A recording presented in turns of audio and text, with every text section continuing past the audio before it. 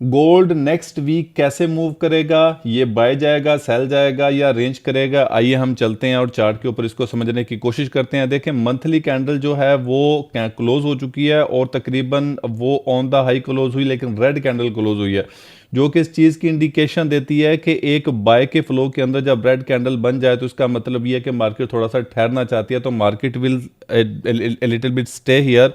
और अगर हम वीकली को देखें तो वीकली कैंडल ने एक डार्क क्लाउड कवर टाइप बना दिया हुआ है, लेकिन उसके साथ प्रीवियस वीक की लिक्विडिटी भी स्वीप कर चुकी है और उसके साथ कोई डेली पीओआई भी नीचे थी उसको भी ले जा चुकी है।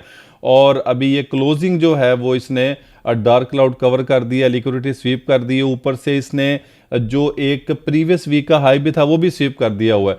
तो ओवरऑल तो लुक इसका बाय का ही है, लेकिन मैं ये समझता हूं कि मार्केट अभी भी ये रेंज करने के मूड में है। तो अगला वीक मैं एक्सपेक्ट कर रहा हूं कि market can be in A range mood.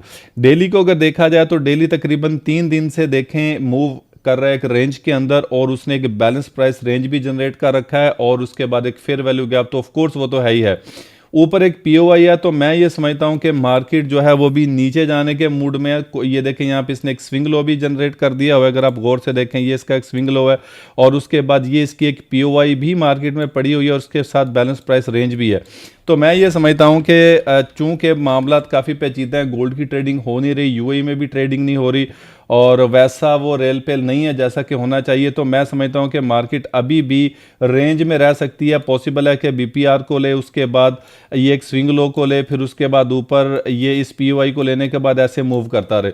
तो मैं ये समझता हूं कि मार्केट जो है वो नेक्स्ट वीक एक रेंज कर सकती है, रेंज मूड में हो सकती है।